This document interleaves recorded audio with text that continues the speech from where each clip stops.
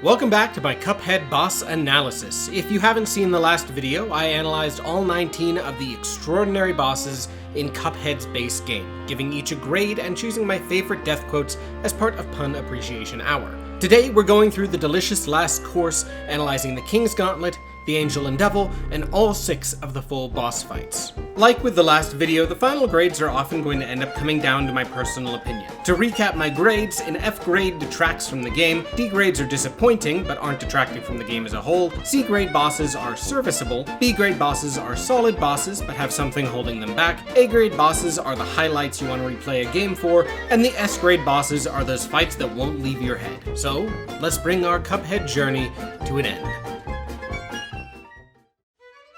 The delicious last course is a tough DLC to beat. The things demanded by the player, especially at the peak of its challenge, are far more intense than the base game ever required. Though the player is, of course, free to jump in with the same loadout that they took down the devil with, the DLC provides a number of powerful new charms and weapons, one of the most notable being the Astral Cookie, a charm that lets you play as Miss Chalice instead of one of the brothers. Though she shoots the same way as the brothers, she starts with an additional hit point, has 3 completely unique super arts, can double jump, has an invincibility roll, and gives up the ability to parry via her jump in lieu of parrying during her dash. This new parry requires significantly less precise timing and positioning with a longer lasting parry hitbox, but it also makes parrying items directly above or below you, like King Dice's cards, situationally unrealistic. Though the player can choose to immediately leap into the new boss fights, the DLC offers a mysterious ladder to both provide a few coins to experiment with new equipment and to let the players become used to Miss Chalice in a less tense environment. At the top of this ladder is the King's Gauntlet, a group of 5 mini-bosses that reward the player with gold that they'll need to buy the new weapons and charms. Though the player can choose whether to fight these bosses with the brothers or Chalice, all of them encourage using Miss Chalice instead for her unique dash and movement abilities.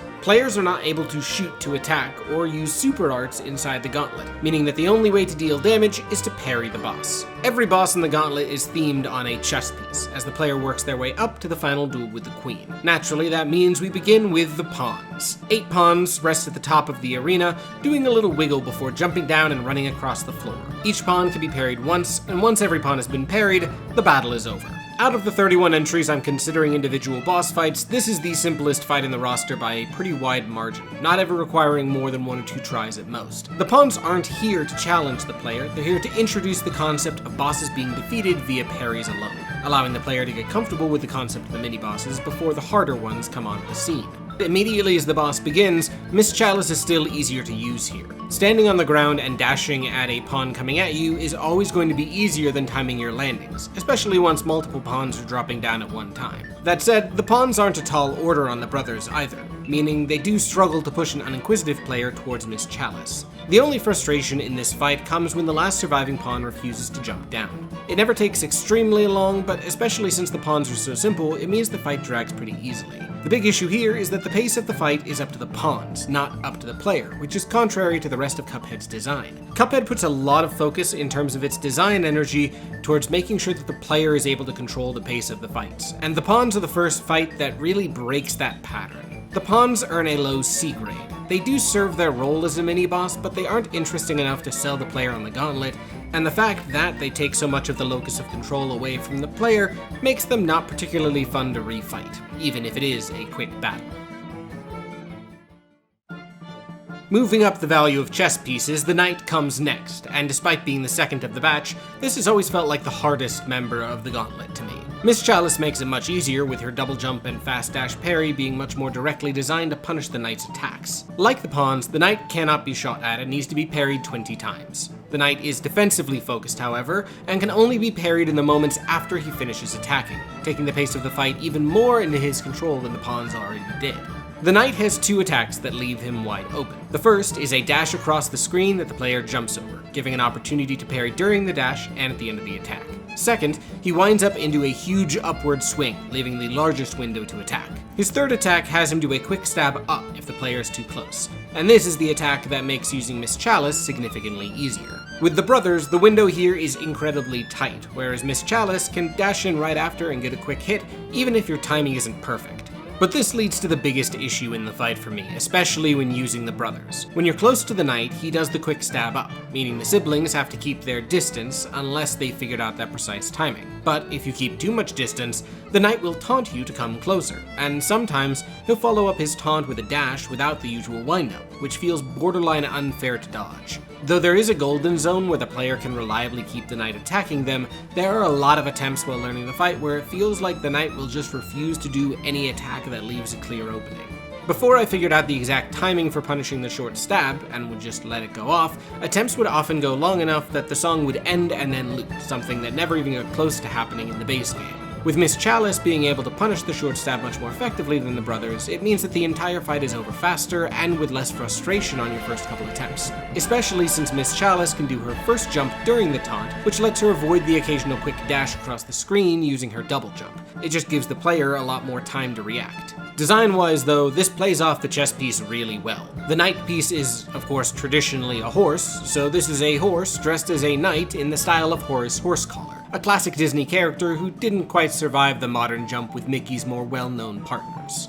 Though I like the character design here, this isn't a fight I particularly enjoy watching or playing. His idle animation is hectic, and the repetition that can exist within the moveset combined with the one-phase nature means the fight always feels slow compared to the rest of the game. I do love this huge arcing swing, but that's the rarest attack out of the bunch by a pretty wide margin. With Miss Chalice, this fight is serviceable, but there's so much potential for frustration within this fight that I think it earns a D grade. Looking up opinions of the DLC online as I made this video, getting stuck and frustrated at the knight was a pretty common take, and considering the challenge the DLC bosses proper present, it's baffling that a mini-boss had more immediate posts and comments expressing frustration than those early fights. But now for the stars of the show, we're gonna start off the full boss roster of the DLC with the Moonshine Mob and Bootlegger Boogie. Rather than collecting soul contracts, the brothers and Miss Chalice travel Aisle 4 collecting ingredients for the Wonder Tart, a pastry capable of bringing Miss Chalice back to life, and the Moonshine Mob hides the distillery dough. In terms of design, this is another fight where every phase is a new member of the mob, but it immediately introduces an escalation in boss design from the base game. The scale of fights in the DLC are larger, the environments are ridiculously chaotic, and the sound design in this fight in particular is beyond exceptional. The fight opens with the leader of the mob, Hardtop Harold, replacing the announcer as the mob welcomes you into the fight. I want to give a special shout out to this particular animation of a gangster grabbing Harold and flying him off screen. It happens as the fight is starting, so I never realized how detailed it was until I was rewatching the footage. Charlie Leftlegs, which is a great mobster name by the way, serves as the first phase here. His design is solid, and it turns out was a concept taken from a cut plane boss repurposed in this battle. Personally, I prefer this mobile spider gangster moving around the arena to the couple pieces of plain art that we do have, though that's also somewhat comparing apples to oranges with the finished art versus the concept art. The name of the game with this particular phase is covering the screen with damage. As Charlie runs around the arena, he can stop randomly and has 2 attacks that will summon additional threats. The first drops bombs from the sky on long webs, and these bombs will stay there until they've detonated. When the player moves past them, the bombs react and explode a moment later, forcing the player to keep mobile. There is a max limit of bombs that explodes the oldest, but he can cover enough of the screen that the player needs to be triggering the bombs if they want to keep the screen overall safe. On top of that, he can pull out a phone and make a call with some gorgeous cartoon gobbledygook, summoning a wave of fly gangsters that will move out of the background, then wait. Once the player is on the same floor as them, they'll start moving towards the player's location. They can be killed, or they'll fly directly off the stage. As a great detail, there's a number of different variations of these mobsters, which helps give the already packed screen even more character. Like back with Hildeberg, these threats are designed to focus on overlapping. The slow, horizontal threats of the mobsters combined with the static threats of the bomb, and the constantly moving hitbox of Charlie's body. It makes chasing him down really satisfying. On top of those summons, when Charlie walks back on stage, he'll occasionally bring a caterpillar with him, which he'll hit with a paddle to start the bug pinballing around the screen. The caterpillar won't stop until the player destroys it, and he can throw out multiple caterpillars, meaning the player needs to take some time to get rid of it.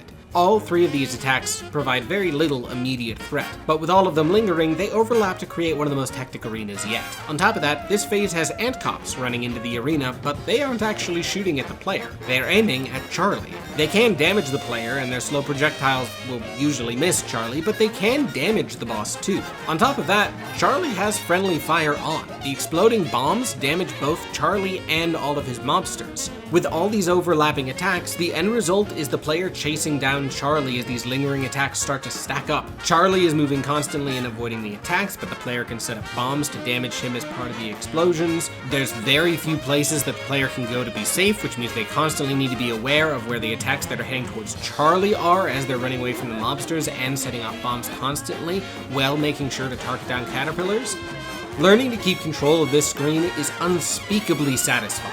After Charlie goes down, he reappears to drop Madcap Maddie and her gramophone into the center of the arena. Now before I go into this particular attack, this phase features one of my absolute favorite moments of Cuphead's musical direction. Bootlegger Boogie's music is written such that, about at the time Maddie's phase starts, the music introduces some jazz scat, which is a big piece of the musical identity this song utilizes to stick out. Not only does it mean that this song stands out from the rest of the base game's boss themes, but it gives Maddie a major presence as a phase of this boss fight, and helps push the atmosphere of the speakeasy that the fight takes place in.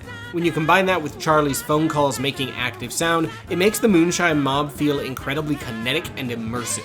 With this exceptional audio and the visual chaos in the first phase remaining so clearly communicated, it sets a gold standard for the DLC bosses. This was my first boss in the DLC, and it hooked me completely and utterly, even faster than the base game managed to.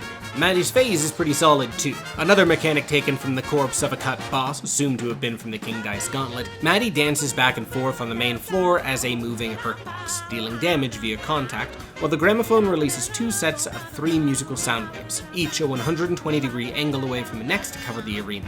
One set goes clockwise, and the other travels counterclockwise. One of the sets will turn yellow, then red as the beam starts to deal damage. The player can use the Smoke Dash charm or Miss Chalice's roll to move through the beam, or they'll need to run a circle around the arena. After those beams stop dealing damage, the other set activates, forcing the player to move in the other direction. On top of that, bears will start to dance across the arena, though they die quickly enough and move slowly enough that they frankly aren't much of an issue.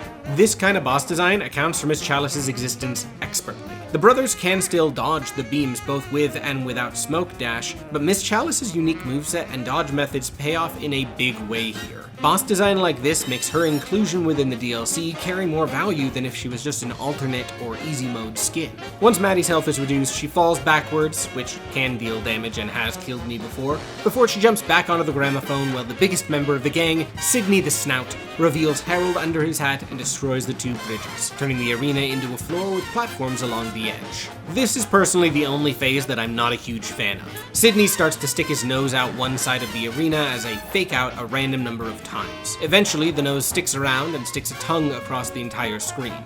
The tongue can be parried or initially ducked under, but when it pulls back there is a ball of bugs, which will hit a ducking player before Sydney spits it back out. The tongue can be parried or initially ducked under, but since it pulls back a ball of bugs immediately after, that means ducking isn't a real way to dodge, it just delays the damage for a moment. When you combine that with the fact that the tongue doesn't take damage, it makes this phase very weapon dependent, especially since the usual solution to a small hitbox, the chaser or crack shot, has a really hard time aiming at Sydney's snout here. The lobber can work great if the player is successfully parrying on the nose, and Converge can get around the tongue's ability to destroy projectiles without taking damage, but the tongue forming a wall has always felt like some unnecessary frustration within this phase. With that being said, one of my favorite details here is that any damage done to Harold when he's revealed does damage to this phase's health bar, making it a much less static transition and removing the dead time that a long phase transition like Peppy could suffer from.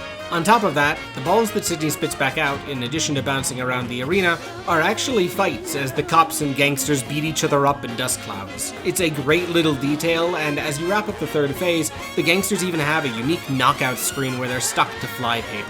Or that's what you'd think, because Harold is still up and he's the one who just announced that knockout. The death screen has been lying to you this entire boss fight. There are actually 4 phases, and Harold begins to yell at you with small projectiles while boasting a small hurt box on top of the anteater's head. Not only is this a hilarious fake out, but I love the defeated boss sticking around as you keep fighting the next one. Harold's phase is also simple enough that it's mostly a matter of being ready and having a weapon that's able to target him through his barrage of attacks. Once he dies, the announcer returns, clears his throat, and announces the real knockout. A comment on the original Cuphead video that I really enjoyed brought attention to a specific boss archetype that Cuphead likes to use. The boss begins at its most chaotic and RNG heavy, and then streamlines throughout the fight until the last phase is the most simple, requiring only 1 or 2 moves at the most to be understood and executed in order to get over that finish line. Bosses like Cala Maria, Dr. Call, and the Devil use this pretty effectively, with RNG on fights like Bonbon and Jimmy being front-loaded as well. On the other hand, bosses like Ribby and Croaks or Grim Matchstick that backloaded their most complicated parts meant that this is less of a unifying design principle and more of a recurring pattern within the base game. The DLC, on the other hand, really goes all into this concept, with 4 of the 6 main bosses starting with their most chaotic phases immediately out of the gate, and then simplifying to something like this as the fight progresses. It lets the first phase's chaos provide the wow factor, while the gimmicks and jokes of the later phases hide the comparable simplicity. And in Harold's case, the thing hiding his simplicity is the fact that if you beat Sydney with 1 hit point for the first time, you probably died to him immediately after. I adore the Moonshine Mob here. The evolution from phase to phase is satisfying from a gameplay standpoint, the music is perfect, Harold replacing the announcer is so much fun, and the friendly fire within the first phase is really unique among the rest of the game. The only point that it starts to stumble for me is with Sydney's strange hurt boxes, but even with that, I think the Moonshine Mob still clings on to the S grade. When you think of DLC bosses taking ideas from the base game and evolving them, the Moonshine Mob is pictured right there as an amazing example of the kind of thing you want to expect. In terms of a death quote, it has to go to Harold's "Surprise, forgetting about the boss ain't wise." Especially when a player squeezes past Sydney for the first time, it is one of the most direct and fourth wall breaking quotes in the game. And for what it is worth, yes, Harold did in fact get me on my first playthrough. The second of the 2 bosses the player can start their DLC adventure with is collecting the gnome berries from Glumstone the Giant in Gnome Way Out. In the same way Wally Warbles was the unexpected wall in my expert mode playthrough of the base game, Glumstone went from being a chaotic but manageable introduction to the Isle on regular to the boss that served as the absolute wall in expert mode. I got my first ever clear on each expert boss on Isle 4 within 10 attempts, except for Glumstone, who took more than every other boss on expert combined. Before getting into the gameplay, I want to acknowledge how rock solid this visual concept is. Glumstone is a living mountain covered with gnomes, woken up from the gnomes' mining efforts to start the fight.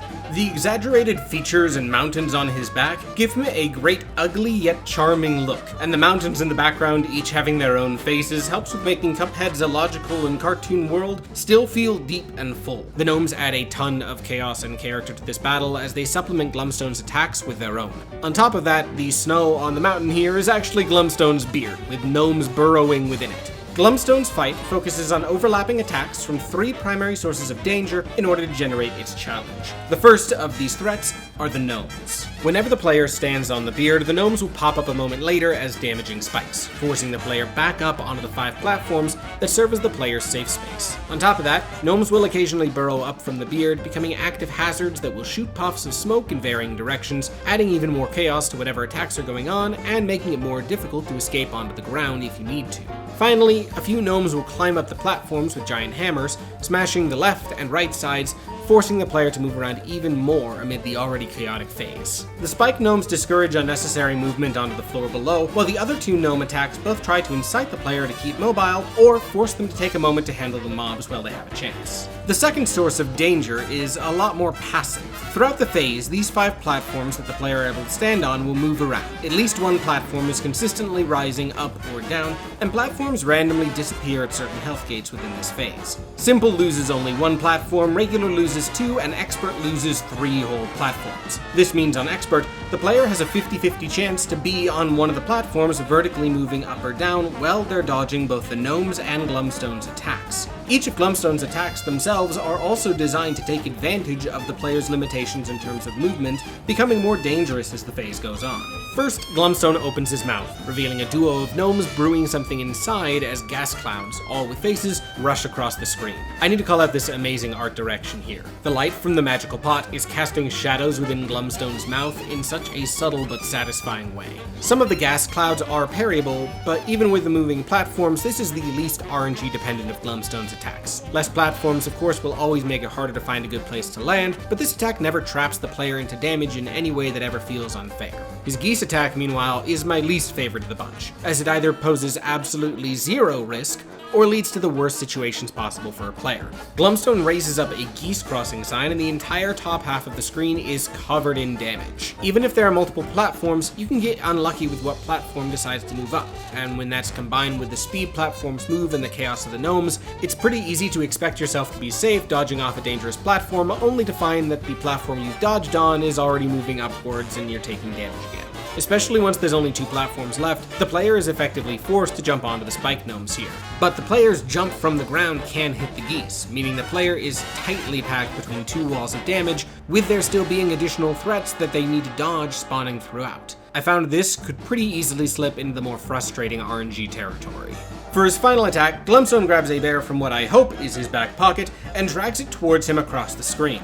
On regular, this stops at the 3rd platform, but it presses down to the 4th platform on expert. If the platform closest to Glumstone is still standing, this attack is a complete non-issue. But if that platform was randomly culled, you either have to smoke dash through the bear, or position yourself incredibly tightly against Glumstone's body, jump before those gnome spikes pop up, land in the small remaining space, and then jump again into the space that the bear is being pulled away from. If Glumstone wasn't an active hitbox himself here, it might be a bit easier as you could dash into him in order to delay your fall a little bit, but since he is, this attack can pretty easily feel like threading a needle. On regular, it's rare that you'll ever run into a problem. After all, out of the 10 arrangements of platforms dropping, only one of them removes both the pillars you can stand on, which is a 10% chance. On expert chance though, from the 10 arrangements of pillars, only 4 of them leave the pillar on the far right standing, meaning there's now a 60% chance that you'll have to deal with this attack without that safe pillar, which means the attack is frustrating more often than it's not. This intensity increase from the pillars disappearing leads to what feels like an overly restricted arena on expert difficulty. The increased size of the geese swarm and the bear coming further along also restrict that already restricted space even more, and the chance of an attack feeling unfair ends up skyrocketing compared to the regular difficulty. Once his health is finally reduced, he cuts off whatever attack was going on midway through, tears off his beard, and falls to the ground with 2 black eyes and a brand new shave. The gnomes burrow away, and as Glumstone pulls out a pair of hand puppets, they start setting up a pair of spectator stands where they'll begin to cheer Glumstone on from. I especially like the binoculars and the mead that these 2 have. I think it's absolutely adorable. The puppets are of the Devil and King Dice, with the puppet of King Dice fittingly being on Glumstone's right hand. There's a lot of concept art of different variations of these puppets, with gnome puppets at one point, Cuphead and Mugman, but the Devil and King Dice are perfect here. I can't take credit for this particular idea, and I can't remember which YouTuber said it as the game was coming out, but it almost pokes fun at the challenge the DLC plans to present compared to the base game. These 2 titans that once had their own world are now nothing but toys to one of the first challenges Inkwell Isle 4 wants to put the player against. This phase is much more straightforward than the first, building towards that same funnel design principle I referenced in the Moonshine Mob. The Devil and King Dice have a balloon that they toss back and forth. Glumstone moves them up and down, and the balloon will hit the ground once before bouncing into the other puppet's hands, with their vertical location determining the exact arc that the ball is going to take. Of course, there's another threat here. Gnomes climb up the rock face and through the beard, pressing up in a huge leaping arc in the direction of the player. You can watch in advance to see which ones will be parryable as they climb up the mountainside, but the visual cue here is so quick and minor that players won't practically know until the gnomes are airborne. The only problem I have with this phase is that the stands, as adorable as they are, can pretty easily block visibility of the edge of the arena. It makes it easy for a player to get blindsided by a gnome appearing from underneath them when they have to run towards one of those edges. It is much less infrequent than the RNG in Phase 1, but it appears often enough to be something you have to be aware of in order to minimize your risk of encountering it. On the other hand, if the player stands in one of the corners, the balloon from the puppet cannot hit them, meaning the gnomes are provided in order to discourage that and force the player towards the center of the arena. But to do so via damaging them without the player seeing the attack in order to discourage standing there doesn't give a particularly great impression. Once the balloon pops and the stands fall away, Glumstone grabs the piece of mountain that the player was standing on and smashes it in his hands, catching the player in his mouth and swallowing them whole, with a classic little animation transition. The player lands in Glumstone's stomach and faces against Glumstone's final phase, a hairy ulcer with a face, which is about as disgusting as it sounds. The ulcer moves back and forth along the top of the arena, and the player is forced to stand on one of 5 skulls above the acid in Glumstone's stomach. As the ulcer moves around, it spits chicken legs towards the skulls, destroying the platforms and limiting the player's movement more and more. After destroying a couple of them, the ulcer will spit out a bone that opens a skull into a parryable ringing bell. Once the player parries that bell, the skulls return to their starting position, starting the cycle again. On Expert, the player often ends up with only one safe platform left by the time the parryable platform is created. And though I've seen the game require a tight jump to another skull 3 apart, there does seem to be a coded protection against it being left with only the skulls at the edge in order to avoid forced damage, which makes this my favorite of his phases to face. On top of that, one gnome has followed the player into the stomach here, popping out of the acid with a scuba mask on and shooting a dart that can occasionally be parried. It's enough of a threat to complicate things without ever feeling unfair, even when it ends up being badly timed. Though it's still a challenging phase, the RNG limitation keeping the platforms from ever being unfairly separated keeps this phase from dipping into the same chaos as the first, even if it still has a ton of randomness compared to the other boss fights that were also designed off the same funnel principle. I mean, the Moonshine Mob's last phase literally had a single attack, and even the simple phase in this fight still has multiple sources of damage overlapping. Despite how hard I am on Glumstone's RNG, especially as Expert difficulty makes the chance of bad luck even more intense, the fight is still exceptionally charming. I think the RNG level on regular is great. When there's 3 platforms left, it's pretty rare to run into a really bad RNG setup. On top of that, the framework of the fight manages to introduce something that the Moonshine Mob doesn't really focus on: scale. Glumstone feels intentionally momentous in a way that the Moonshine Mob didn't try to be. There is so much happening on screen in the first phase, he takes up a ton of space in every phase, the devil and dice puppets give that reference, and the transition into his stomach make this fight feel like a step above the base game in terms of concept. With the Moonshine pushing gameplay and aesthetic design forward, and Glumstone pushing new concepts and scale, they combine together to serve as an incredible introduction to the DLC's roster of fights. Even with that, I think Glumstone only earns a high B grade. He's somewhat of a reverse Ribby and Croaks situation. Where Ribby and Croaks had to open space that Expert helped close, Glumstone is the first boss in the game that it felt went a little too far with Expert. It is possible more playthroughs will eventually break that belief, but I have beaten him with an S grade on Expert. But I've also only done that once, and Cuphead really rewards mastery, especially on the higher difficulties. His death quotes are all exceptional, though I think his first phase has to take the cake for me. You thought you were bold, but I am bolder. After defeating a few of the bosses on Inkwell Isle 4, the next 2 bosses in the King's Gauntlet open up, the first of which is the Bishop, and though the challenge presented here is more engaging than with the pawns, it avoids falling into the same traps that the Knight did in its fight. The Bishop immediately has a really fun character design, and even as a mini-boss, this stage feels built around him specifically as his body dances in the background while the tri-faced severed head flies around the arena. Both the pawns and the Knight felt more like mobs placed in a thematic room compared to this arena, and it immediately makes the Bishop become a much more satisfying opponent to face, even if the fight itself has always felt easier than the Knight did. Like with the rest of the gauntlet, the Bishop needs to be parried in order to be dealt damage. He takes 9 parries to kill, and avoids the same traps of the Pawn and Knight by putting the ability to attack entirely into the player's control again. The Bishop's head flies around the arena in one of 2 predetermined patterns. One is long horizontal lines across the arena, and the other is a more vertically focused pattern, with 3 candles in the background lighting up. When the player moves over a lit candle, the light goes out, and once every light is out,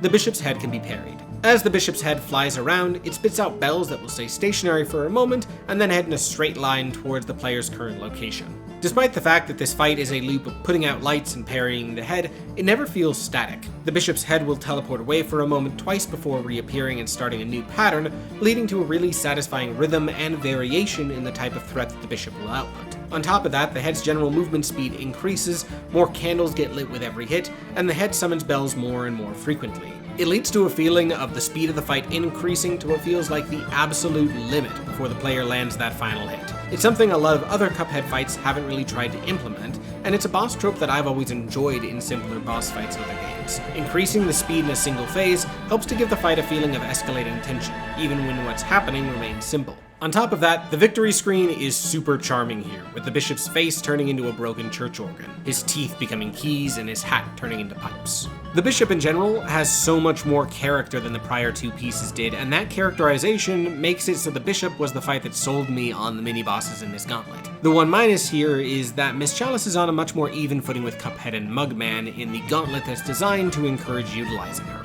The bonus health and double jump is of course great, but needing to horizontally line up with the bishop is a lot more difficult than just needing to be airborne, especially in the more vertically focused patterns. With all that said, the bishop is still my favorite of the King's Court so far, earning a B grade. He's got enough depth to be satisfying in a rematch, while not having the potential dead time or frustration that the knight could. And increasing the tempo throughout the fight while the patterns slightly complicate helps even a single phase fight remain interesting throughout and provide a much more engaging mini-boss experience.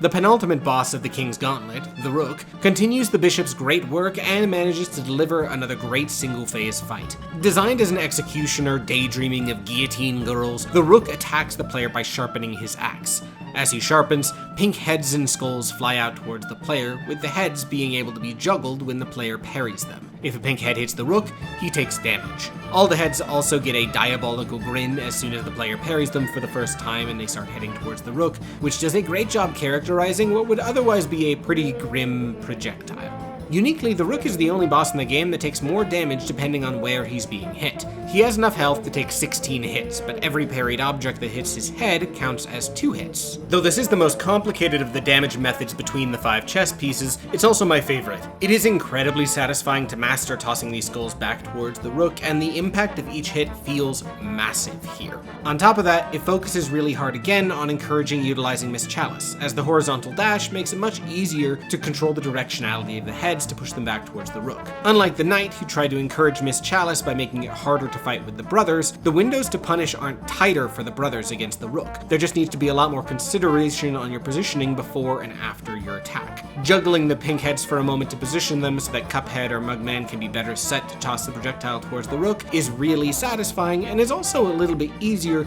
in order to land headshots with than Miss Chalice's, giving it a really satisfying skill ceiling that none of the other mini-bosses here reach. On top of that, the unique damage mechanic makes the Rook stand out on a gameplay standpoint from the main roster. Unlike the pawns, this feels like a mini-boss that is adding to the DLC. If the pawns were gone, no one would really care, but people would be a little sad to see the Rook go. When you combine all of that unique gameplay with that headshot mechanic, it makes the level of mastery incredibly high and carves him a really solid niche as a boss fight. On top of all that, the Rook also joins alongside the Bishop with escalating over the course of his boss fight. Not only do the number of projectiles he sends out increase over time, both making everything more dangerous and shortening the time players will need to wait before an opportunity to counterattack, but the sharpening axe begins shooting sparks that travel along the ground. Since the player is regularly airborne and parrying attacks back towards the Rook, this effectively makes landing more threatening, and as the fight continues, this space shrinks more and more as the sparks shoot faster and faster along the ground. If you couldn't tell, the Rook is my favorite member of the King's Court.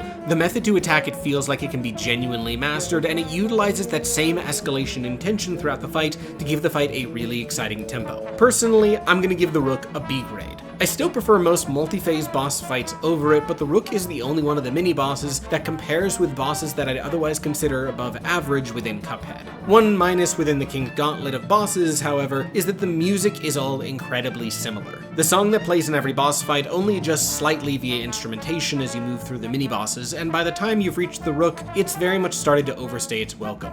Especially since everything else in the game has such unique music, it feels weird to unlock these new fights with no real new aesthetic, music, or joke, even if the art direction continues to improve throughout the Gauntlet. The DLC presents the player with a single plane level to earn the Desert Limes, Esther Winchester in a High Noon Hoopla. And though the DLC has a ton of great boss fights, Esther Winchester stands above the rest for me. Personally, this is my favorite boss fight in all of Cuphead. I adore every single piece of design that goes into this fight, and there is a lot of really well thought out details. Esther Winchester is a cowgirl outlaw, and the player starts chasing her down in her saloon, which also has her own wanted poster plastered on the side. Esther pops between the top and bottom window of the saloon as she does one of 2 attacks, either lassoing a cactus that covers half the screen, or pulling out 2 snake oil canisters and shooting projectiles out. The cactus works best as an attack when she does it on the bottom of the screen, since it gives the player an opportunity to keep attacking amid the chaos. chaos with the bombs, but even when she's using the cactus in the higher position, there are still plenty of attacks to dodge, and the attack is over before too long. The snake oil, meanwhile, is one of my favorite projectiles in the game in terms of how it busies the screen. The oil shoots forward, then boomerangs upwards about halfway across the screen before it explodes on the back of the arena into oil snakes that move much faster in a straight vertical line directly across the screen. The mix of threats provided here is really fun. The way that the snake oil curves up takes up enough of the screen that it's threatening without being overwhelming, considering it overlaps with a number of other attacks,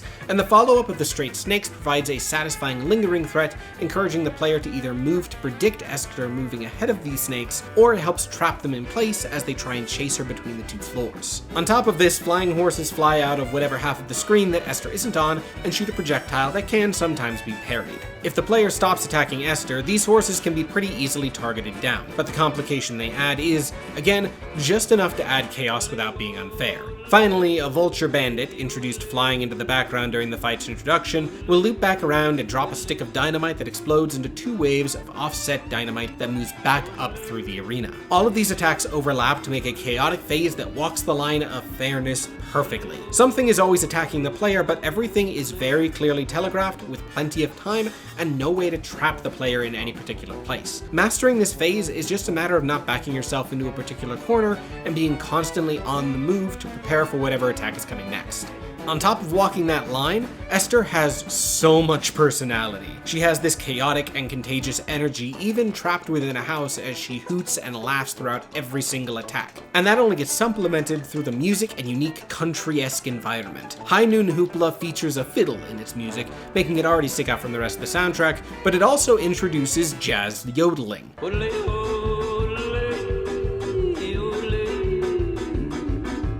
Christopher Madigan, you absolute madman, you did it again. You found an even more bonkers instrument to use. I love you so much. The second phase takes Esther's characterization even further as she tears off the top of her house, puts on her florally decorated 10-gallon hat, and pulls out a giant vacuum that consumes the rest of her house and starts pulling treasure towards her in somewhat of a reverse of Jimmy's treasure attack. After doing that for a while, she'll shoot winged saves out of the vacuum. They'll fall straight down and explode into a single piece of treasure that heads straight towards the player's immediate location. The entire phase loops these 2 attacks, overlapping slightly near the end of the previous move in a way that keeps the entire phase feeling alive and moving rather than ever returning to a fully neutral state. And again, the details here are what really sells me on this phase. The mouth forming on the vacuum as she transforms or spits out safes, and the vacuum breaking her usual circular frame as it consumes the death screen are really great. On top of that, this phase builds on a great piece of art design that exists universally throughout the fight. Instead of 1, 2, or 3 layers in the background moving at about the same speed, there are 5 unique background layers moving at notably different speeds. When you combine that with the movement in the wheels on the saloon or the constant skipping or rolling in her stirrups on this phase, the player feels like they are moving at an incredibly high speed.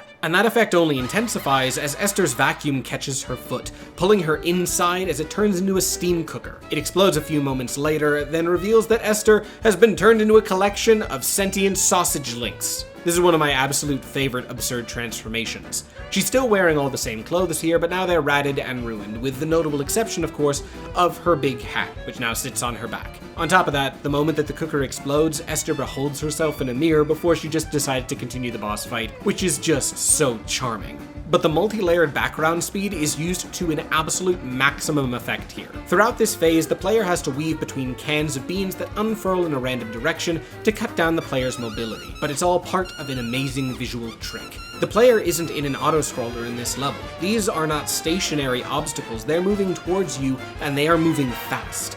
But when you combine the speed suggested by the background and the fact that Esther looks like she's still running away from you throughout this phase, it creates the illusion of the player rocketing after Esther and weaving between these cans. Especially when you combine that with the music, it leads to this fight's atmosphere, creating one of the most memorable chases in a boss rush game I've played in a while. The base game did utilize this trick to create stationary quote-unquote items with Dr. Call's robot. The walls were similarly moving towards the player but felt stationary, but that fight didn't aim to create the same feeling of speed and thus didn't feel quite as effective to me. There are a ton of fights with amazing animation throughout all of Cuphead, but the building of speed throughout these phases makes Esther be the boss that I will personally use to show off just how good Cuphead's animation is. Personally, I don't think there is another fight that uses its animation to such an active and extraordinary effect in Cuphead, which is why Esther gets my vote as the single best animated fight in the game. The hot dog cans mechanically combine with Esther in this phase to great effect as well. Like in the first phase, Esther swaps between either running on the bottom of the screen or flapping her sausage arms with enough momentum to fly at the top of the screen. My favorite part about this design is that it really encourages utilizing both of the plane's weapon varieties as Esther is repositioning, without feeling like Esther is dodging your attacks in the same way that Hilda or Wally occasionally could with their constant vertical movement. Throughout the entire chase here, Esther also shoots out a ribeye steak cut that spirals towards the player in a unique way and can be occasionally parried.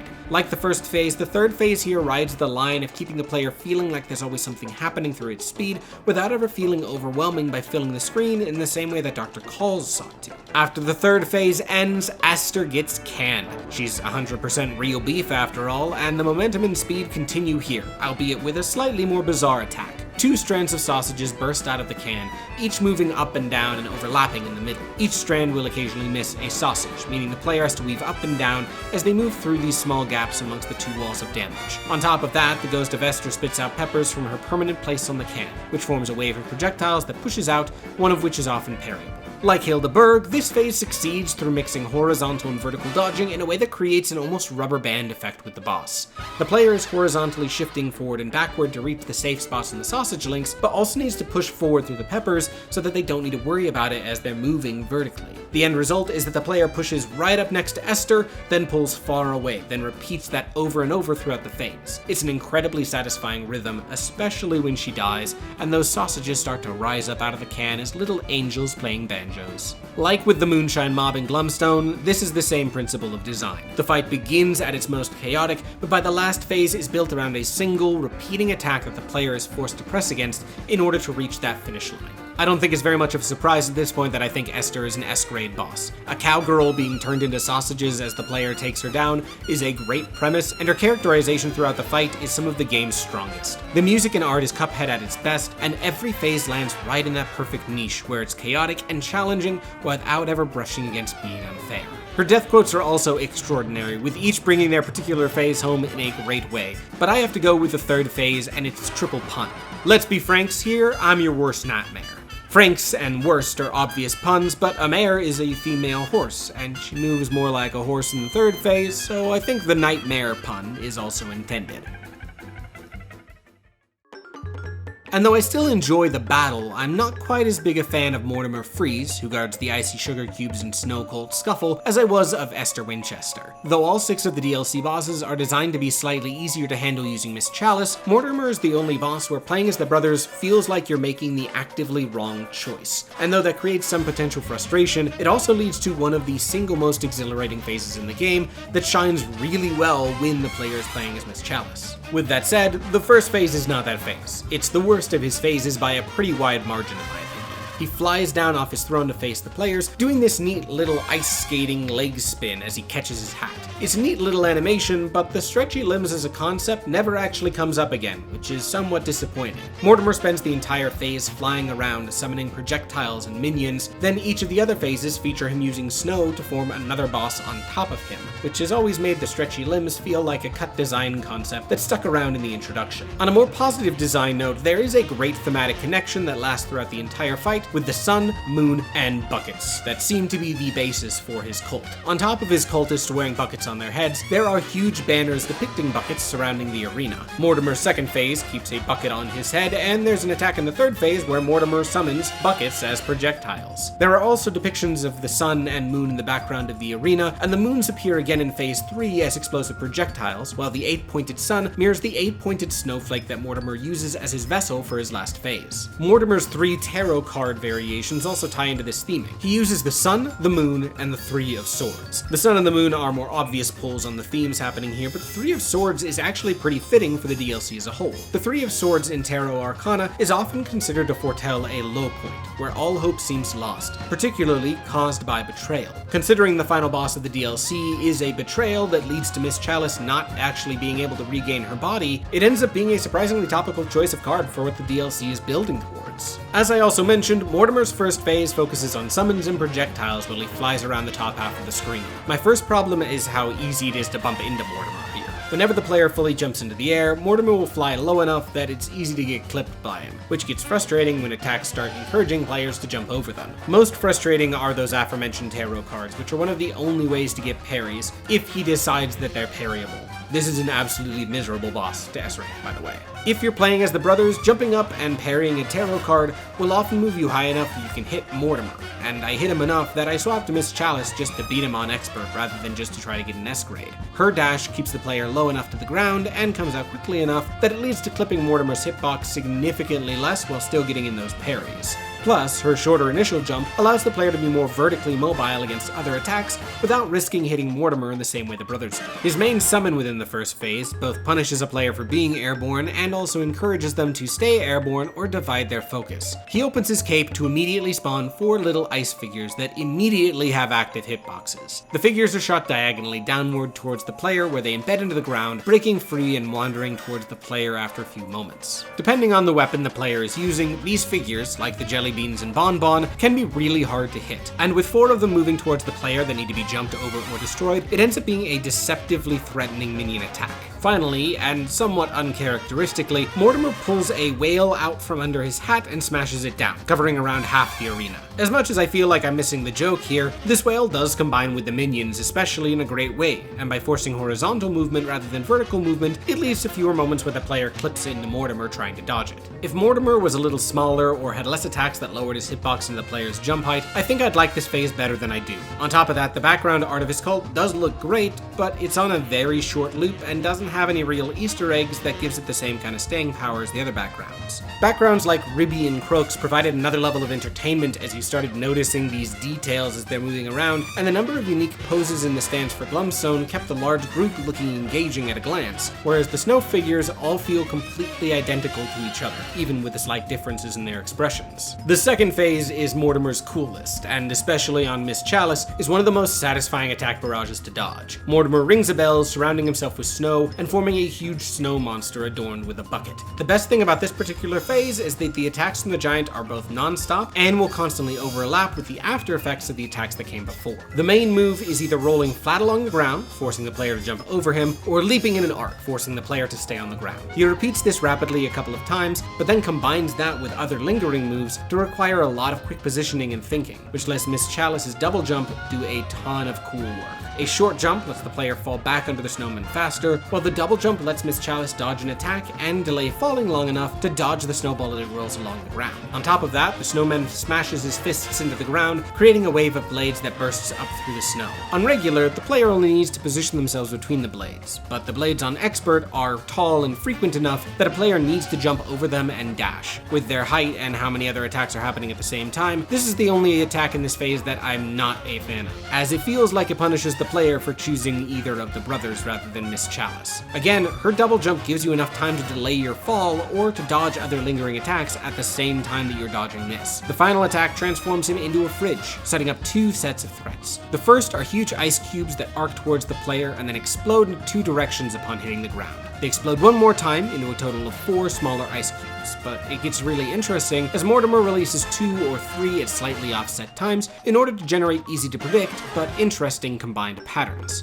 On top of that, popsicles will fly out of the top of the freezer, and they'll start flying across the screen after a short delay, overlapping pretty heavily into the next attacks. Everything from the freezer here persists into what comes next, meaning this phase feels non-stop. Every attack blends together as the snowman rolls, slams, and summons in a way other bosses rarely do. This phase in particular is incredible on Chalice, though the sheer amount of chaos can lead to some RNG challenges on the brothers, though it doesn't ever reach the point of Glumstone's first phase to me. When the second phase's health bar is reduced, Mortimer stops on one side of the arena while platforms appear, prompting the player to climb up while the snowman explodes upwards. If the player doesn't climb, the bottom half of that body crosses the screen, forcing the player to jump up or take damage. Once the player does finally climb on up, they reach a set of 5 rotating platforms while that aforementioned 8-pointed snowflake attacks. The snowflake rests on one of the 2 sides of the arena, either face up or upside down, meaning all of the attacks have 4 ways that they can start up. It keeps up the phase's mobility and makes the busy attacks hard to predict in a really fun way. There are 3 attacks here, and the biggest benefit is the animation. The snowflake is incredibly expressive, and the attacks are all incredibly unique. The snowflake will open its chin to let Mortimer climb out and summon 3 buckets, one of which can be parried, that will explode into a series of moons when they hit the back wall.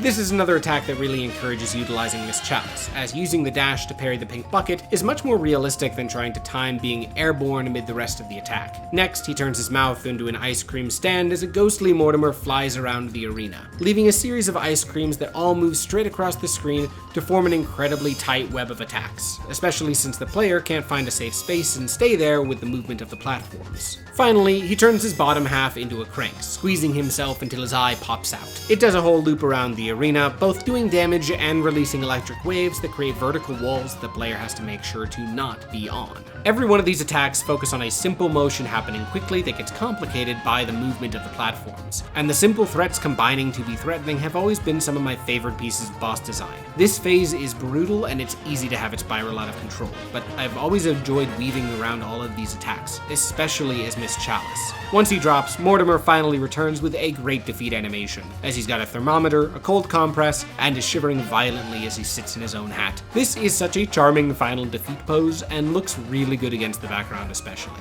I think Mortimer does earn the A grade.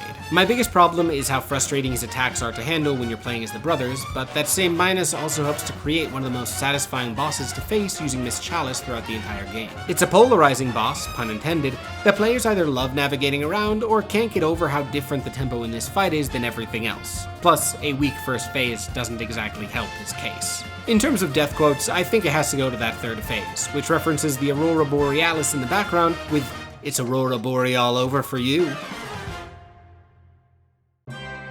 With only one ingredient left to collect in Aisle 4, the final fight of the King's Gauntlet unlocks, putting the player face to face with the Queen herself. First and foremost, the art design and scale of these fights continues to escalate in a really fun way. The Queen is a huge enemy in the background, and there is so much detail in this fight. She starts the fight counting her Scrooge McDuck pile of gold before flipping the table and attacking. Next to the cannons used to damage her are these mice all dressed up as Robin Hood, which is adorable, especially with the detail of the cannonballs that are already embedded into the walls of the arena, and this one mouse, who is not helping at all. He's just really excited that you're here to help. Like the Rook, the Queen is damaged indirectly through parries. Throughout her attacks, she slides back and forth in the background. In the foreground are 3 cannons, one of which will have a lit fuse as it pivots back and forth. When the player parries the fuse, it fires into the background. The player's job is to time the projectile to hit the Queen. With Miss Chalice's parry hitting grounded objects significantly faster, that's another piece of design that does a great job encouraging Miss Chalice's strengths while not making it frustrating for the brothers. At first, the Queen has one attack, dropping a stack of 3 lion statues that cover the screen vertically, then rushing them horizontally across the arena. The player can parry them to destroy the tower, which again encourages utilizing Miss Chalice. I've always found that the Queen rewards players for selecting Miss Chalice perfectly. Fighting her with Miss Chalice is always easier, but choosing to fight her with the brothers is never frustrating in the same way that the knight could be. After you've landed your first hit, the Queen pulls out 2 Faberge eggs, each of which have powdered wigs, and starts spitting out more eggs that fall as projectiles. The attack isn't unfamiliar to anyone who's gone through the base game, mirroring the gumball machine from Bon Bon, Genie's treasure chest, and more, but it's complicated enough here to still be interesting despite that. It also means that the player's effort here isn't on learning to dodge the attacks, as they've already very clearly learned how to dodge those if they've made it here. It's a matter of learning how to time your cannon shots on the Queen. The Queen only takes 8 shots to take down, and has my favorite of the death animations among the gauntlet, falling onto her sofa while her head lands on her scepter, spinning like a white flag in the background. The mice all celebrate your victory, and it feels clear that you have overcome the final step of the King's Gauntlet. Then, of course, the game asks if you'll do all 5 in a row without dying, but that just feels like a great final challenge to cap off this entire optional experience. Though the Queen isn't as challenging as the Rook was, she's still satisfying enough to earn a B grade alongside the other solid mini-bosses. I wish she had a few more attacks, though I understand that they wanted most of the player's effort to be on using the cannons, but using this damage source is honestly fairly simple to pick up, and with the mice reloading the cannons for you, it never feels like you screw yourself over by ever missing a shot, especially since once you learn how to handle this fight, it goes by in an absolute flash, which can feel incredibly satisfying. For the final ingredient, the pineapple mint, the player faces the Howling Aces in Dog-on-Dog fight. Like the Moonshine Mob, this fight introduces a group of opponents, then has each phase focus on a different representative of the Aces. Sergeant O'Fara is introduced first, immediately introducing the main pun of the fight. Dogs in an aerial dog fight, before she flies away in her airship for the first foe, Brigadier Boneguard, to fly in on his plane. The core mechanic throughout the entire fight is built around the plane that the player is standing on, which is the only solid ground throughout every phase of the battle. Like with the Phantom Express, the player has control over this platform. The plane leans and moves based off the player's location. If the player is on the edge, the platform moves pretty quickly versus a slight adjustment to the left or right. Of course, since that ends up restricting a player who wants to stay still far more than the Express, the Aces never do anything to disturb the player's platform. That platform lands entirely under the player's control. It's also being piloted by Canteen Hughes, who provided both the plane tutorial in Isle 1 and the bomb upgrade in Isle 2. I do love Canteen's reaction to the fight happening here, celebrating each of Cuphead's wins and reacting whenever he takes damage. Similarly to the Express, the Aces don't focus on being too overwhelming, especially within their first and second phase, letting the challenge from the unique platform define the majority of this phase here. The Brigadier flies his plane left and right, serving as the hurt box for the boss. He'll hop off his plane for 1 or 2 attacks, either floating up with a cat that spits up yarn balls that the player has to duck under, or flexing 3 times to send bone tattoos as boomerangs that the player can weave between, some of which are parryable. I also really want to call out how much I love the animations as he flexes each of these out. They are so much fun to me. In a vacuum, the cat is the easier attack to dodge, but it can be tough to handle if you aren't properly positioned to stand still while ducking, really pushing the player to get control of the plane before the fight escalates. The bones end up being the more engaging threat in the long term, namely because they interact with the rest of the phase's attacks in a much more satisfying way. Throughout the fight, members of the Yankee Yippers, a group of 4 smaller dogs, leap up and throw 3 tennis balls in a spread that fall down towards the player. The attack moves pretty slowly and has a reliable sound cue of the yip, meaning players are encouraged to see the attack and position to avoid the attack while the Brigadier's attacks continue going on. On top of that, after taking damage, fire hydrants will slowly start to hone in towards the player. Like many homing projectiles, they have a pretty small amount of health, forcing the player to balance their aggression with keeping the screen clear. The biggest success of this phase mimics the successes of the Phantom Express. The attacks here are defined by their simplicity, allowing the stage's gimmick to provide the primary challenge without ever reaching a point of frustration. With that said, this phase also features a lot more downtime than the Phantom Express often did, especially since there's nothing that's ever trying to mess with your ability to control your platform. It still works, yes, but not quite as well as the Express did. After the Brigadier has been beaten, his plane explodes and he flies into the background. I absolutely love the cartoon logic here, pulling him straight back instead of down and back. It is an incredibly funny image, and it even persists into the death of the Yippers in the second phase. Next, the 4 Yippers circle around the player as the player's ground level rises to the middle of the screen. The 4 dogs move around quickly and will occasionally bark up letters that move in a straight line across the arena, overlapping where the player is trapped in the center of the circle. Some letters are parryable, and the letters all spell out "bow wow." Each of the Yippers have their own health bar, with their jetpack smoke turning gray once they're near death, and as each Yipper is knocked out, they'll fly into the background like the Brigadier, with the rate of the individual Yippers barking out letters increasing to keep the threat up as enemies begin to disappear. Once the Yippers are gone, the airship and O'Pharaoh return, bringing up its paws and smashing them onto the edges of the screen. Laser cannons pop out of the 6 openings, making straight lines that the player needs to dodge. They're fairly simple to move around, and the moving platform works really well as you position yourself to avoid the attacks, while also continuing to deal damage to the cannons. Once the cannons have fired a few times, the phase shows the rest of its hand, as the airship turns the entire screen counterclockwise 90 degrees, putting you in the airship's mouth as O'Pharaoh stands at a console of red and yellow buttons. She serves as the boss's hurtbox now, as she starts mashing buttons to create food bowls that start at the opposite side of the screen the player is standing and loop around the screen's edges. Red bowls will go across at the standing level of the plane, requiring the player to jump, while yellow bowls will be just above the player to keep them grounded. Combined with the player trying to stay close to the center of their plane to avoid even more chaos with a moving platform, and it becomes enough of a threat to be challenging without ever breaking the player's mind with the camera change. After the attack finishes, the airship spins the player again, repeating the cannon phase but upside down this time. The simplicity of this phase when it was right side up makes a lot more sense when you realize the player is also expected to do it upside down, and once it finishes, the airship rotates into another sideways phase before eventually getting the player back to right side up, looping all the phases as much as needed before the boss finishes up. Up until this phase, Cuphead's only experimentation with messing with the player's controls were in the Calamaria fight, with her freezing stone gaze and the seahorse pushing the player around, so the Howling Aces last phase is a huge moment here. If the phase was more complicated than it is, it might be a bigger problem, but even though I still personally massively struggle wrapping my head around aiming in this phase, I was able to get a successful S-grade run within 6 attempts. It does a great job evolving the ideas of the fight, while also being a completely unique phase by focusing on simple attacks complicated by unique gimmicks. If a phase like this came at the end of a more dense fight like Mortimer or Glumstone, it could end up feeling like it came out of nowhere, but the environment and overall fight design means it makes sense in the context of the battle. That said, some people just won't be able to handle the spinning screen, which is why I think the Howling Aces received the secret phase of the DLC. In the second phase, if you get all 4 of the Yippers' health low enough that their jetpacks are shooting gray smoke without killing any of them, the airship arrives and collects all 4 of the Yippers, providing a completely unique final phase that does not spin the screen at all.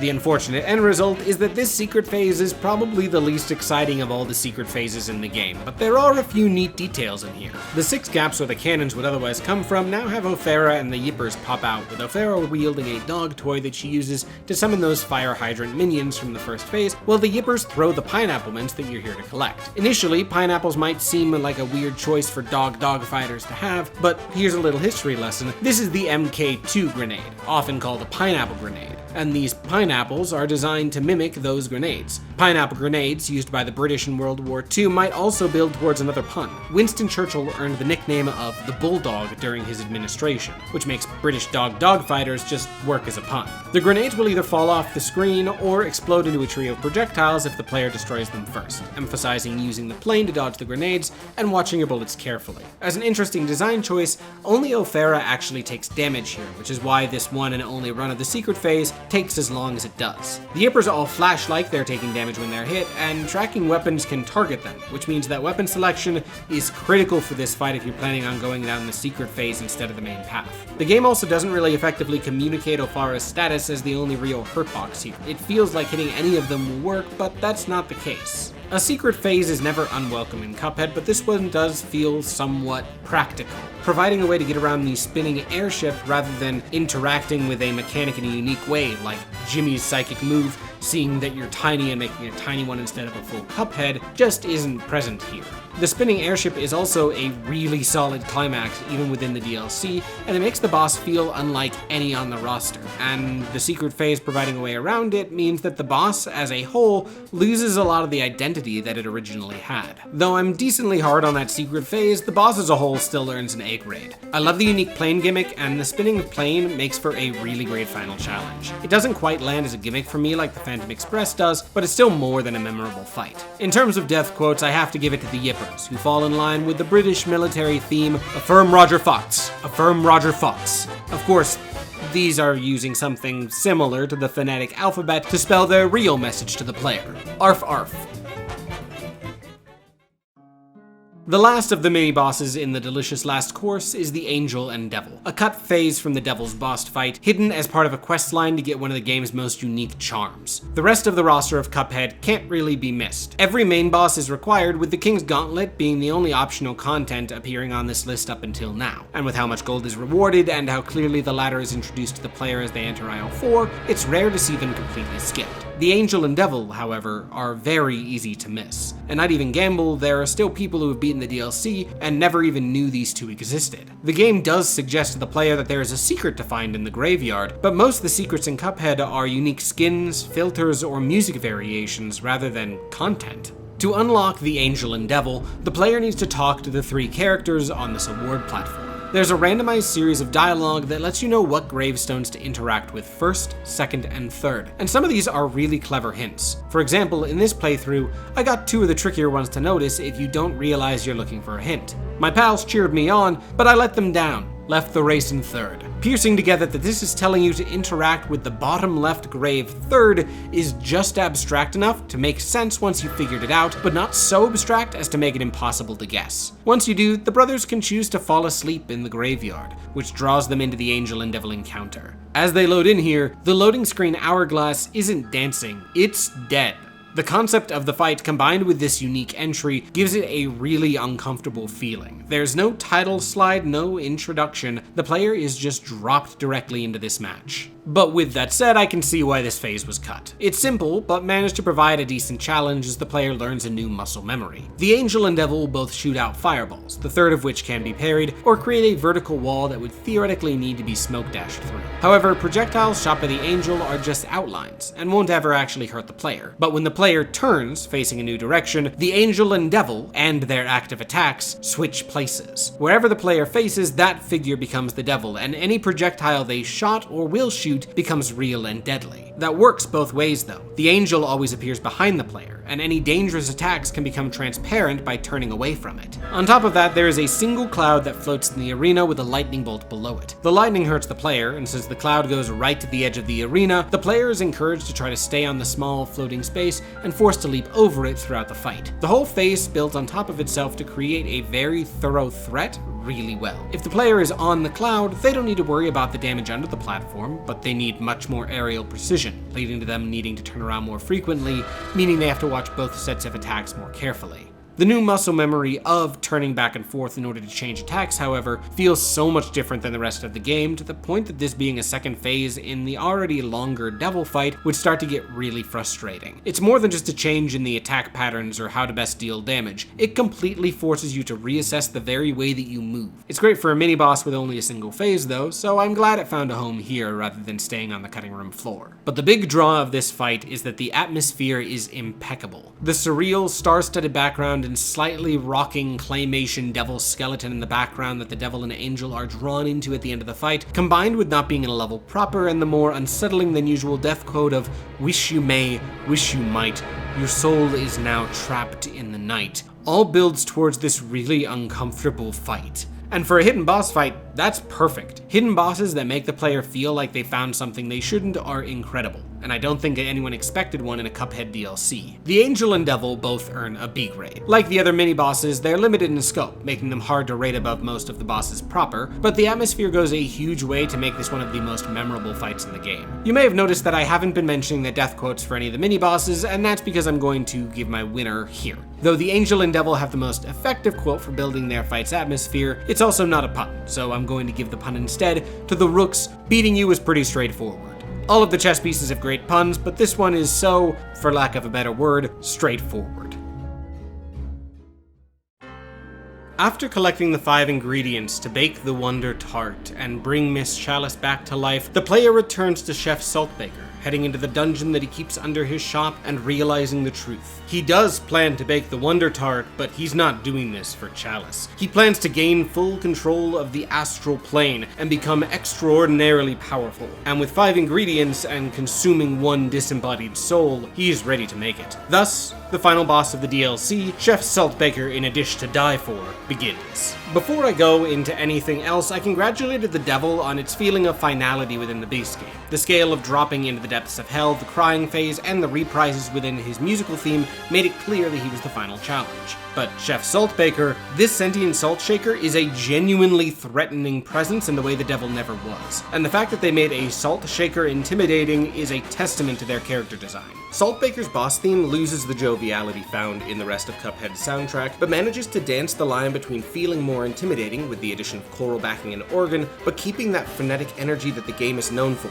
especially with its use of violin and bells. The animation with the knife in his introduction cutscene and all of his animations throughout the fight make him seem genuinely deranged and dangerous. He either has Miss Chalice or your brother of choice trapped in the background screaming in terror from inside their jar. In addition to all the effort that they put towards atmosphere here, I've always found Saltbaker to be a much more demanding boss encounter than the devil, with a lot more additional emphasis focused on the story that the fight is telling, evolving from phase to phase. In his first phase, the player finds themselves on Saltbaker's cutting board, with a small flame that starts on the top of the screen, leaping towards the player before boomeranging back up to the top over and over again throughout the fight. On Expert there are 2 flames, and that helps provide a constant vertical threat, forcing the player to be on the move and alert throughout the entire phase. Saltbaker uses 4 of the 5 ingredients to create different attack patterns here, and like Mortimer, these attacks are non-stop, each overlapping with each other and the persistent flames, in order to make this the only grounded level that starts to verge into bullet hell territory in the same way that Dr. Cole's final phase did. The animators also decided that they needed to give the ingredients that Saltbaker is working with sentience, just to really drive home exactly how evil he is. Meaning that while the player is being bombarded with the legion of attacks, they're watching Saltbaker prepare his next attack by terrorizing these crying and screaming ingredients, with the rhythmic click of his knife and tools merging with the screaming and dramatic music to push the unsettling atmosphere even further.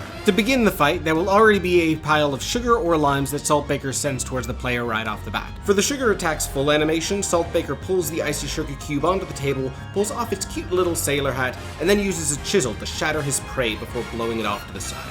The fun detail here is that you can still see the eyes and nose on the sugar's corpse before he blows it away. A parade of sugar cubes ends up forming a sine wave across the screen, a few of which can be parried. The desert lime attack probably takes the cake as the most horrifying of his animations, as 4 limes are put on the table, running around in a panic before Saltbaker grabs his knife and cuts through them with a single swipe. Their eyes all still open as he quarters and sweeps them off the table. The limes will start on that side of the screen, fly across the screen at a random vertical level, and then boomerang around to a different level, covering the distance of the screen a second time. When a bag of gnome berries runs across the screen, he'll grab it and squeeze the bag, pushing the berries up and out into the air. It's definitely the most mellow fate for any of the ingredients. I mean, the bag can still cry afterwards, which is more than the limes could say. The berries rain down diagonally and linger longer than most of the other ingredient attacks. Finally, the distillery dough climbs in, excited to be here, until it sees Saltbaker's rolling pin and panics before Saltbaker flattens it, using his fingers to make cookies that are brought to life with a magical spell. The cookies serve as the only destructible attack within the phase and are slowly jumping across the arena. In terms of area covered, this one's often the most dangerous, but using a weapon like Roundabout or Crackshot is great for getting rid of the cookies before they become a problem. Every background animation here is extraordinarily unique and easy to read at a glance, meaning the player is never caught off guard as the state of the first phase is shifting and adjusting. And considering how much the player has to focus in on the foreground, the loud characterization of these attacks both communicates the state of the battle to the player and feeds into the atmosphere of the encounter. The sound design here also calls attention to each tell in a huge way, to the point that watching this phase without the sound effects can feel actively wrong. All 4 of these threats provide a horizontally focused attack, and end up contrasting well with the flames hunting down the player vertically. The attacks are all similar enough that they'll never create an undodgeable scenario, but they're unique enough that random patterns of moves combining with the flame means the first phase is a constantly changing collection of attacks, overlapping in unique, random ways. This is considered by the community to be one of the hardest phases in the game, and yeah, because of the way that the entire phase is built on these combining attacks, there is no one strategy that dodges everything that comes at you, and no reliably learning a single move. You have to learn every single combination of moves in order to be able to adapt constantly, seeing what attack is about to start as the previous one is ending, and making sure you're in a good spot to dodge whatever comes next. I love this phase. It encourages learning the dangers and vulnerabilities of each of his moves and how they interact, but lacks any of the complications that could occasionally make some of the other busier phases frustrating, like the visibility in Dr. Call's third phase. That said, the fight just keeps getting better as it goes. Saltbaker smashes his hands down and eats something by putting it into his head as he grows to a massive size, cracks beginning to form on his face and body. He lifts up the player, with the next phase taking place entirely on his palm. Personally, this is my favorite of Saltbaker's phases. The flames grow legs and now rest on the palm alongside the player, serving as obstacles the player needs to jump around, while 4 pepper shakers appear, 1 in each corner. Saltbaker can't be damaged traditionally here. The player needs to attack the pepper shakers, causing them to explode and fly towards Saltbaker, hitting him and causing him to crack more and more before eventually the building and Saltbaker are destroyed. Of course, throughout this phase, the pepper shakers are attacking too, sneezing out projectiles, some of which can be parried, and in the tight space created by the flames, this phase can feel incredibly claustrophobic, which is fitting for a phase taking place on someone's hand. On top of the flames and pepper shakers, Saltbaker uses the leaves of the pineapple mint, the last ingredient, throwing them into the air. 3 to 5 of them will float down depending on your difficulty, rocking back and forth as they do.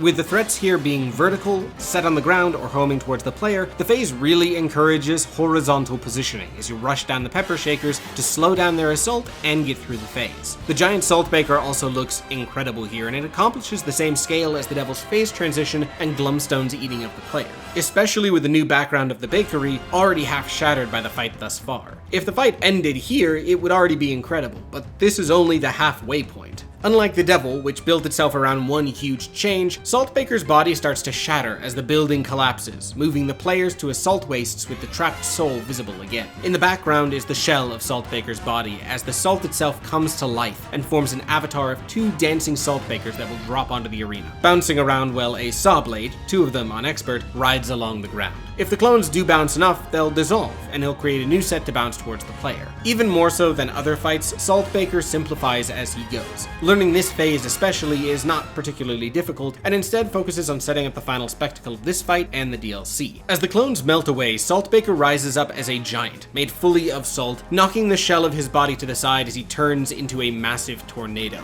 His heart bursts from the salt and throws itself into the tornado as two sinkholes form on the ground, quickly destroying the floor. Shards of Saltbaker's body fall as platforms between two pillars of salt, his screaming face adorning both as his heart begins to bounce around the constricted space. Without the right weapons, this phase can last a really long time, even if it only takes up 15% of his overall health bar. The heart here can also be parried, which mostly helps the player get out of a bad situation, but especially on Expert, it serves as the brother's best way of closing large distances between the platforms. This is my single favorite platforming phase in the game. Once you know it's there, it's just a matter of holding down a weapon capable of hitting this heart reliably and surviving. The Cuphead's platforming mechanics have always been baked into each of its boss fights. The only other bosses that played with platforming to this degree were the auto-scrolling encounters with Grim and Rumor, but even they still had other attacks that served as the primary threat. Saltbaker operates as a funnel boss more than anything else in this game. The final phase is nothing but a single moving hitbox and a platforming challenge, as the tension of the fight